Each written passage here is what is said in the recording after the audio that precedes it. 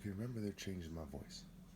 This video is especially aimed at, I believe his name's William Anderson or something like this. Okay, you don't seem to understand that it was a real African Falcon martial art order. Whether Horus was called Christos or Horus was called Haru or Hor or Har is of little consequence. It's the idea, right? You say tomato, I say tomato. And this is before the Torah was written. This is before 3200 BC. Horus and the Falcon martial art tribes were trying to get to the bottom of it. They're trying to see which tribe embodied the falcon the most, and they're trying to find out who Horus was, who the son of God was, because the falcon is the symbol of being superior. It flies closest to the sun. We see the sun is the bridegroom in Psalm 19. In Malachi 4, the sun in righteousness.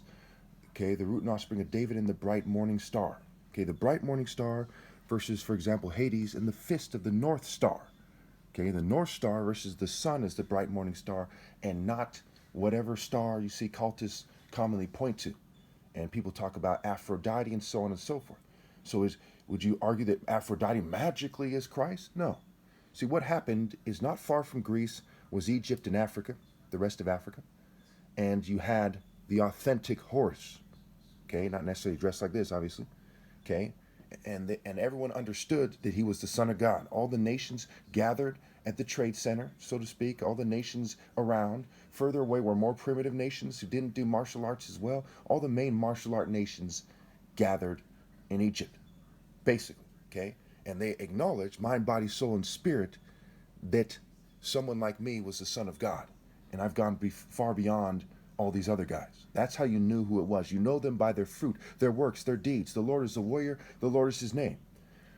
Over there in Greece, you know, they had statues like this. Like, oh yeah, that's what they're thinking. Well, we do it a little differently over here in Greece. And then you cite that, and then you cite the wordplay, and you say, okay, Christianos or something like this, where you said that Eon, if I'm not mistaken, means little, like Pan is little, because the Greeks, who didn't even, you know, Hebrew's an Afro-Asiatic language, not a Greek language.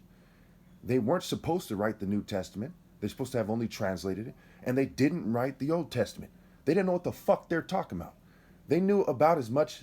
They knew about as much about that as a white person who spent some time with a Zulu tribe knows about Zulu culture, right? They don't really capture the spirit. It's an African spirit. It's an Afro-Asiatic spirit, okay? And it's African heavy.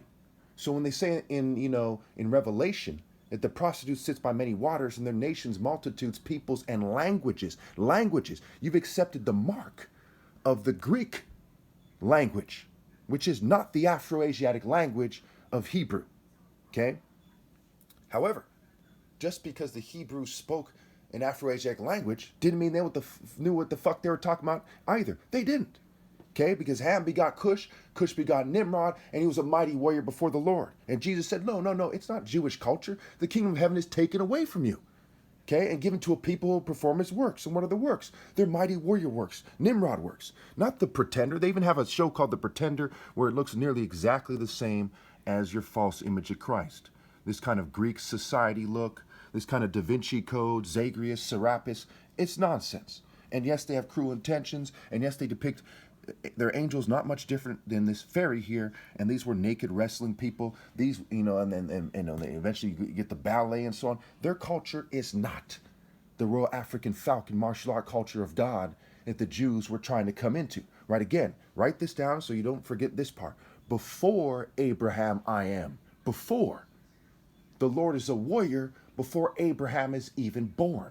And Ham begot Cush, Cush begot Nimrod, who was a mighty warrior before the Lord, before Abraham is born.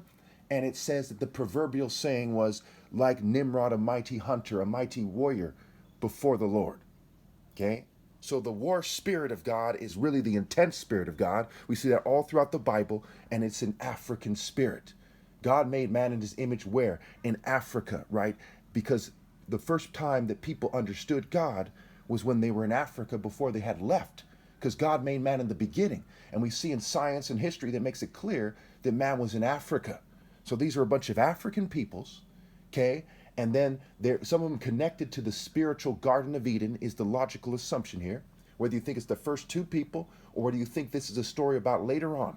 and the Garden of Eden is in the spiritual realm, but how do they get to the spiritual realm in their flesh? They're in Africa. So it's an African culture. So by default, Horus, okay, is just, there's many forms of Horus, and there's many false forms of Horus, like there's many false forms of Christ. Okay? The idea of the true form of Horus is identical as the idea of the true form of Christ. How do we know? Because Horus is the King of Kings, right? He's the Son of God. He's the deity of Pharaoh. Who's Pharaoh's trying to be? Pharaoh's trying to connect to God. Okay, Pharaoh, okay, all the false pharaohs were putting themselves in the shoes of the idea of the Son of God, who's the King of Kings, God's representative, the most important person in the world, so on and so forth. Okay? It's that simple. So this proves that I'm the idea that Christ is referring to, whether the authors in the Bible were trying to refer to a Greek ritual or a Jewish ritual that was complete magic bullshit or not. What they're talking about is the Son of God. And I am the Son of God.